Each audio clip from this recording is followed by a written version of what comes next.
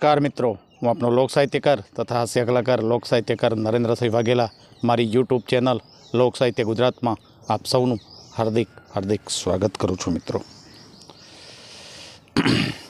मित्रों हमणा एक ससलू अने काचबो दररोज हुथारनी दुकाने जाए अने हुथारने पूछे कि गाजर है गाजर।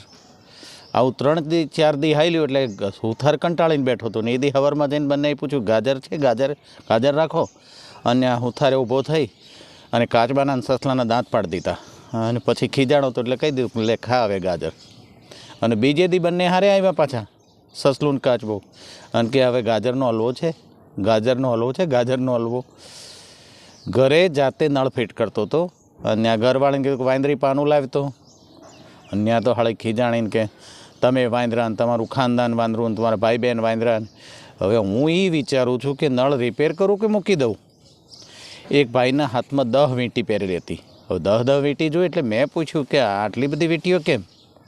એટલે કે જો આ પહેલી વીંટી છે ને એ લગ્નની છે અને બાકીની 9 તો કે એ લગ્ન પછી જે ઉધામાં થયા ને એ બધા શાંત કરવા માટે નવગ્રહની પહેરી છે। દરેક પરણેલી સ્ત્રીનું મોટામાં મોટું જૂઠ એક જ હોય કે મારે એ બધું તો બરાબર છે પણ મારે તમારા ભાઈને પૂછવું પડે। કોઈ દી એને પૂછીને ચા નથી બનાવી શાકભાજી નથી બનાવી અને હું પૂછવાનું એમાં। એક બેન મોટર ગેરેજે ગયા કે મારી ગાડીમાં બ્રેક નથી આવતી તો ફોરમેને ગાડી ચેક કરી અને પછી કીધું કે બ્રેક તો બરાબર છે બેન બ્રેક કમ્પ્લીટ છે તો કે પણ મારાથી નથી લાગતી। અને ત્યાં આમ નજર કરી ચપ્પલ ઉપર ફોરમેને એટલું બોલ્યું કે બેન પેરેગ્રોનની એક જોડી ચપ્પલ લઈ લ્યો। ચપ્પલ હાવ ચીપટ જેવા થઈ ગયેલા લીસા પછી બ્રેક ક્યાંથી આવે। પછી બેન કે પણ હોરન નથી વાગતું તું ઓઇલ બદલી દો। ફોરમેન કે બેન હોરનને ઓઇલને શું લેવા દેવા હોરન અને ઓઇલને લેવા દેવા હું એ તો બેટરી બદલવી પડે ને તો કે બેટરી બદલી નાખો। અને આ ફોરમેન એટલું બોલ્યું કે બેન એક સાઈડની નાખું કે પછી ચાલુ નાખું। એટલે બેન કે ના એક સાઈડની શું કામ બંને સાઈડની નાખી દો વારે વારે ધક્કા કોણ ખાય। પત્ની એના પતિને કે તમે આમળા ટામેટાં બીટ કાચી મેથી ખાવાનું રાખો તમારું લોહી શુદ્ધ અને પાતળું થાય। એટલે એનો પતિ એટલું જ બોલ્યો જો જે છે એ જ પીવાનું રાખો જે છે એ જ પીવાનું રાખ આમાં વેરાયટીનો ઓપ્શન ન હોય। નવરાત્રિ પછી ડોરબેલ વગાડ્યો એટલે દરવાજો ઉઘડ્યો। હવે એની પત્ની બહાર હતી દરવાજો ખોલ્યો એટલે કે બોલો બેન કોનું કામ છે? મેકઅપ ધોવાઈ ગયેલું।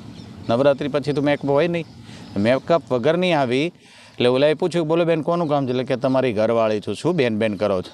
અને ત્યાં ઓલો એટલું બોલ્યો કે હાલો મેકઅપ રોળાઈ ગયો પણ ટોન આવાજ ઉપરથી તો ઓળખાઈ ગઈ આવી જાય અંદર। એક મચ્છરની માં આમ નેજવા માંડીને એના બચ્ચાને યુવાન બચ્ચું હતું એ દૂર નીકળી ગયેલું ક્યાંક ઉડતું ઉડતું એને ગોતતી હતી ક્યાં ગયું મારું ચકોડું ક્યાં ગયું મારું બકોડું એને હોય ને લાડ પ્યાર। અને એટલામાં તો ચકોડું આવ્યું હો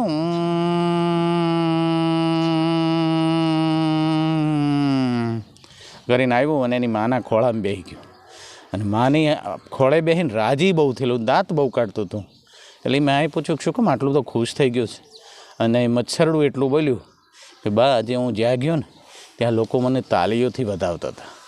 મને જોઈને લોકો તાળીઓ માણસો ખૂબ તાળીઓ પાડતા હતા અને ન્યાય એની માએ એટલું કીધું કે એ તાળીઓ તારા આગમનની ખુશીમાં નહોતી પડતી હો એ તને મારી નાખવા માટે પડતી હતી।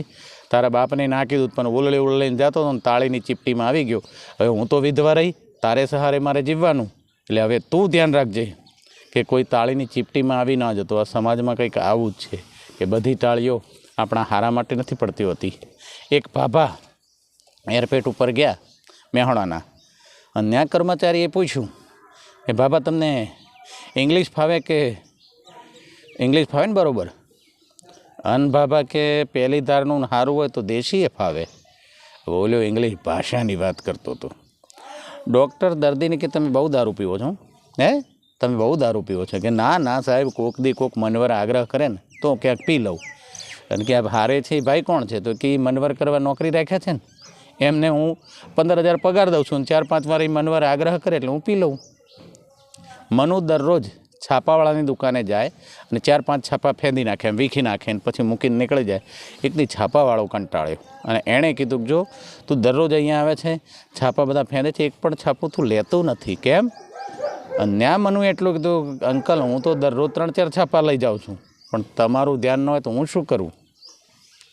શેઠ મેનેજરને કહે કે આપણી ફેક્ટરીમાં કોણ માણસ વધારે કામ કરે છે. એટલે મેનેજરે કીધું સાહેબ બધા કર્મચારીઓને અહીંયા બોલાવો.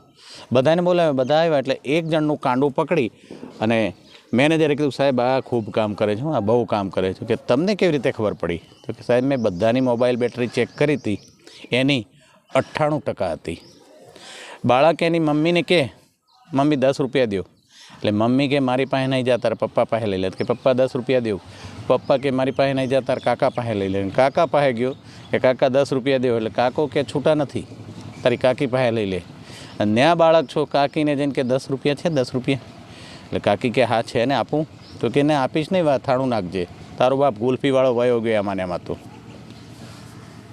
મેં દિવાળીમાં કાજુ કતરી, હોન પાપડી જેવી મીઠાઈઓ ખાધેલી અને પછી મહિનો 1.5 મહિનો થયો ને સેવ મમરાના ડબ્બાનું ઢાંકણું ખોલ્યું ને આ ડબ્બામાંથી અવાજ આવ્યો કે આવી ગયો ને ઠેકાણે.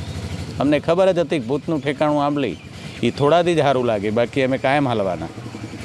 હવે એક છોકરો કંદોઈની દુકાને જઈને રોજ કંદોઈને હેરાન કરે કે હલવાનો ભાવ કેટલો?